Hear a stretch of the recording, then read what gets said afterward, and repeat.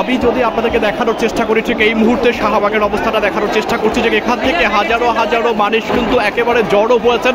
যত দূর আপনার চোখ যাবে শুধুমাত্র কিন্তু আপনি দেখতে পাবেন মুক্তিকামী মানুষ ছাড়া কিন্তু এখানে অন্য কোনো মানুষ নেই, এবং বিভিন্নভাবে কিন্তু তারা স্লোগান দিয়ে যাচ্ছেন। অর্থাৎ এই আজকের বিজয়ের হাসির মুখে তারা কিন্তু এখানে সাক্ষী হয়েছেন। বাংলাদেশের পতাকা কিন্তু পথ পথ করে উঠছে আকাশে একেবারে ঠিক শাহবাগের মোড়ে কিন্তু এখানটাতে আমরা এখানে দাঁড়িয়ে রয়েছি। যত দূর আপনি চোখ যাবেন এখান থেকে শুরু করে হাইকোর্টের রাস্তা, হাইকোর্ট থেকে শুরু করে খামারবাড়ি ফার্মগেটের রাস্তা, ওদিক থেকে শুরু করে যদি আমি ঢাকা বিশ্ববিদ্যালয়ের রাস্তা দেখাতে চাই, পাশাপাশি যদি আমি এলিভেন রোডের রাস্তা দেখাতে চাই, তাহলে কিন্তু সব জায়গাতে শুধু মানুষ আর মানুষ। অর্থাৎ সবাই কিন্তু আজকের এই বিজয় মুহূর্তের সাক্ষী হওয়ার জন্য মাঠে নেমে চলে এসেছেন, এবং তারা কিন্তু একই কথা বলছেন। বিভিন্ন যমুনা টেলিভিশনকে তারা বুকে জড়িয়ে নিচ্ছেন, পাশাপাশি যেসব টেলিভিশন সত্য নিউজ প্রকাশ করেছে তাদেরকে কিন্তু তারা বুকে জড়িয়ে নিচ্ছেন।